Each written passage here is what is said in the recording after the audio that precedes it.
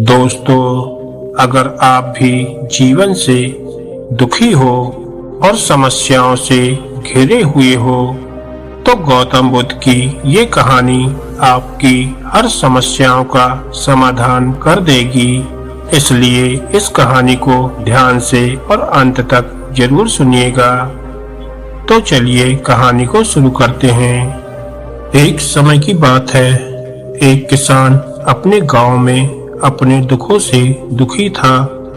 किसी ने उससे कहा कि तुम अपने दुखों के समाधान के लिए बुद्ध की शरण में जाओ, जो कि कुछ दिनों के लिए आए हैं और यहाँ से कुछ दूर गांव में ठहरे हुए हैं। निश्चित ही वह तुम्हारे सभी दुखों का समाधान कर देंगे। यह सुनकर वह किसान बड़ी अभिलाषा लिए बुद्ध की शरण में चल पड़ा। यह विचार लिए कि बुद्ध उसे उसकी परेशानियों से, मानसिक पीड़ा और तनाव से, दुखों से निकाल लेंगे। वह बुद्ध के पास पहुंचा। उसने बुद्ध से कहा कि हे बुद्ध, मैं किसान हूँ, मुझे खेती करना अच्छा लगता है, लेकिन कभी भी वर्षा पर्याप्त नहीं होती और मेरी फसल बर्बाद हो जाती है। पिछले साल मेरे पास खाने को कुछ नहीं था और इस साल भी बहुत अधिक वर्षा के कारण फसल को बहुत नुकसान हुआ है। मेरे पास खाने को पर्याप्त भोजन नहीं है। किसान ने कहा, मैं विवाहित हूँ, मेरी पत्नी मेरा ध्यान रखती है, मैं उससे प्रेम करता हूँ, पर वो कई बार मुझे बहुत परेशान कर देती है। घर में बहुत क्लेश हो जाता है, जिससे मैं ये सोचने लगता हूँ कि ये मेरे जीवन में ना आई होती तो अच्छा होता। मेरे 2 बच्चे भी हैं। कई बार मेरे बच्चे भी मेरा अनादर और अवहेलना कर देते हैं, मेरी बातों का पालन नहीं करते। किसान अपने दुखी जीवन की तमाम ऐसी बातें लगातार बुद्ध को बताए जा रहा था। बुद्ध ध्यानपूर्वक उस दुखी किसान की समस्याएं सुन रहे थे। जीवन की तमाम समस्याएं बताने के बाद जब कुछ मन हल्का हुआ तो किसान चुप हो गया। अब उस किसान के पास कुछ अन्य समस्या बतानी शेष नहीं थी। वो अब शांत बैठकर बुद्ध की ओर देख रहा था और समस्याओं का उपाय पाने के लिए बुद्ध के जवाब का इंतजार कर रहा था। किंतु बुद्ध मौन थे। किसान फिर बोला कि हे बुद्ध, मैं आपकी शरण में आया हूँ, कृपया कर मेरे जीवन की इन समस्याओं का समाधान करें। तब बुद्ध ने कहा, मैं तुम्हारी कोई सहायता नहीं कर सकता हूँ। किसान ने अचंभित होकर कहा, अरे ये क्या कह रहे हैं आप? सभी कहते हैं कि आप सभी के दुखों का समाधान कर देते हो, तो क्या आप मेरे दुखों का निवारण नहीं करेंगे? इसलिए कि मैं एक गरीब किसान हूँ। तब बुद्ध ने कहा, सभी के जीवन में कठिनाइयाँ आती हैं। जीवन में दुख परेशानियों का आना स्वाभाविक है। मनुष्य के जीवन में उसके कर्म के अनुसार अक्सर परिस्थितियों में बदलाव आता रहता है, जो सुख दुख, निराशा, क्रोध का कारण बनती हैं। नए रिश्ते बनाना, पुराने रिश्तों को बिगाड़ना, रिश्तों में मिठास, कड़वाहट, ये सब सामान्य है। ये जीवन का हिस्सा है और ये जीवन का चक्र है। वास्तविकता ये है कि हम सबके जीवन में 83 तरह की कठिनाइयां हैं। तुम और हम इन कठिनाइयों का समाधान नहीं कर सकते, कोई भी नहीं कर सकता। जीवन और जीवन में बने रिश्ते कोई भी स्थिर नहीं है। एक दिन रिश्तेदार भी छोड़ जाएंगे और जीवन भी खत्म हो जाएगा। लेकिन ये समस्याएं जस की तस बनी रहेंगी। आज तुम्हारी जिंदगी में है तो कल किसी और की जिंदगी में होंगी।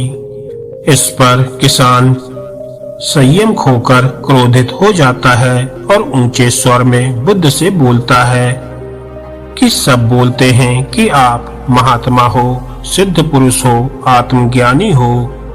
मैं यहाँ इस विश्वास के साथ आया था कि आप मेरी सहायता करोगे। अगर आप मेरी समस्याओं का समाधान ही नहीं कर सकते तो मेरा आना यहाँ व्यर्थ हुआ। सभी लोग झूठ बोलते हैं कि आप समस्याओं का समाधान करते हो। आपने मेरी एक भी समस्या का समाधान नहीं किया। आपसे भले तो वो महात्मा हैं जो मेरे घर 2 वर्ष पहले आए थे। उन्होंने मुझसे यज्ञ करवाया, दान दक्षिणा करवाई और मेरे मन को अपार शांति मिली। कुछ सुख भी आया, कुछ दुख भी कम हुए, लेकिन आपने तो मेरी किसी भी समस्या का समाधान नहीं किया। आपने तो सीधा मुझे मना कर दिया। तब बुद्ध ने कहा, क्या तुम्हारे वो सब करने से जीवन के सभी दुख समाप्त हो चुके हैं? इतना करने के बाद भी तुम अब इतने परेशान क्यों हो? अब तो पहले से भी अधिक दुखों से घिर गए हो। तात्पर्य ये है कि जीवन में दुख कभी समाप्त नहीं होते। किसान ने कहा, तो क्या मैं ये मान लूं कि आप मेरी कोई मदद नहीं कर सकते हो? यदि आप इतनी छोटी छोटी समस्याओं का समाधान नहीं कर सकते हो तो आपकी शिक्षाएं किस काम की? तब बुद्ध ने कहा, मैं तुम्हारी 83 समस्याओं का समाधान तो नहीं कर सकता हूँ, पर हाँ, मैं तुम्हारी 84वीं समस्या का समाधान जरूर कर सकता हूँ। तब किसान ने अचंभित होकर कहा कि 84वीं समस्या वह कौन सी समस्या है बुद्ध? तब बुद्ध ने कहा कि वह ये है कि तुम नहीं चाहते कि तुम्हारे जीवन में कोई समस्या हो। इसी समस्या के कारण ही तुम्हारी सारी समस्याओं का जन्म हुआ है। अगर तुम इस बात को स्वीकार कर लो कि जीवन में समस्या होती ही है, समस्याएं जीवन का हिस्सा हैं, तो तुम्हें जीवन की समस्याएं विचलित नहीं कर पाएंगी। तुम जीवन में आने वाली समस्याओं से इसलिए विचलित होते हो क्योंकि तुम्हें लगता है तुम दुनिया में सबसे ज्यादा दुखी हो, जबकि सच ये है कि हर किसी को अपना ही दुख सबसे अधिक लगता है। लेकिन जिस दिन से तुम यह समझना शुरू कर दोगे कि बाकी लोगों के मुकाबले मेरा दुख बहुत कम है, तब उस दिन से कोई भी दुख तुम्हें प्रभावित नहीं कर सकेगा। जब तक तुम ये सोचते रहोगे कि जीवन में कोई समस्या ना आए, मैं हर दुख तकलीफ से बचा रहूं, तो ये संभव नहीं है। ऐसे में तो हर छोटे से छोटा दुख भी तुम्हें बेचैन कर देगा, तुम्हारी मानसिक शांति को भंग कर देगा।